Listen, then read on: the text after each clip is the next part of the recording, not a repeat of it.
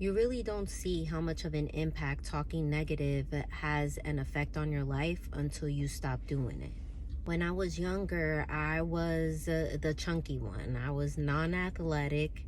I was kind of nervous to like break anything or get hurt.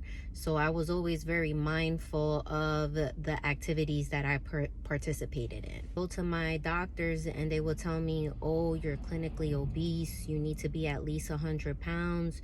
You have to lose weight. You have to you just have to make sure to take care of yourself, because if not, you're gonna have some health issues along the lines. You could be diabetic. And that got me so nervous that, like, once I lost the weight, I was just like, no, I can't do it. And even, the guys that I would hang around with, they would always say, I would never date a fat girl. I would never go out with someone who looks like this. They look sloppy. Da-da-da. So all those things always played in the back of my mind. So I always been very conscious of, my weight. When I got pregnant with my daughter, I was 150 pounds. And then once that I gave birth to her, I was 213 pounds. Her pregnancy was probably the hardest journey on my body that it ever really experienced, because of the amount of weight that I gained. And one thing that I was adamant about, that after I was able and cleared to work out, that I was going to work out.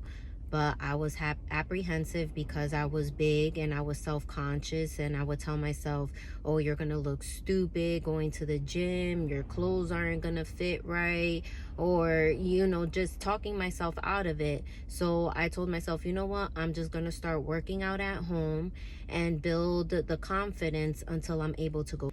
So I started off with Beachbody. That was the brand at the time that you could utilize to do your workouts at home. And I had to trick myself and tell myself, like, okay, you're going to start working out. What is your schedule and how is it going to look like? I felt like if I talked to myself in a negative way or found something negative, I most likely wasn't going to do it.